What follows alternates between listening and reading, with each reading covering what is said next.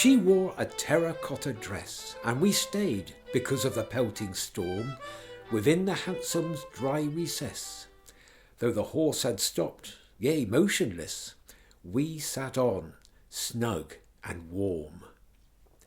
Then the downpour ceased, to my sharp sad pain, and the glass that had screened our forms before flew up, and out she sprang to her door. I should have kissed her if the rain had lasted a minute more. Well, Hardy's marriage to Emma is 20 years in, and as we've heard in some of those previous videos, she's sadly beginning to show signs of mental illness. And now Hardy has met Florence Henniker, and he's fallen for her immediately. Don't you just love this poem, Alison? Oh, I do love this poem. It's so short and yet so complete. They're in together for the first time alone in a hansom cab, and the rain is pelting down, and there's a sort of electric energy about the poem. It's a total contrast to the sadness of those poems about Emma in the previous videos.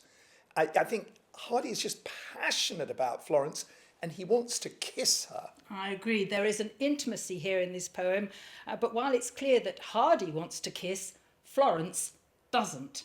She takes the very first opportunity to leave, and she leaves very fast. Out she sprang. Mark, there's a very original and interesting rhyming scheme here, a kind of mirror between the two verses.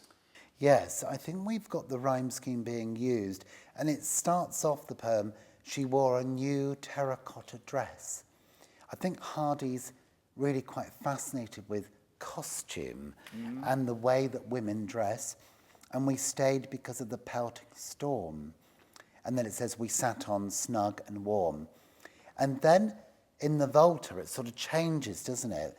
Because The Volta just is a reversal. It's a reversal, really, because then we go to, then the downpour ceased to my sharp, sad pain. And I think the sibilance there is very poignant, isn't it? Sharp, sad. You know, he's talking about that sense of gloom, of pain in relationships. Again, not really making a move, I think.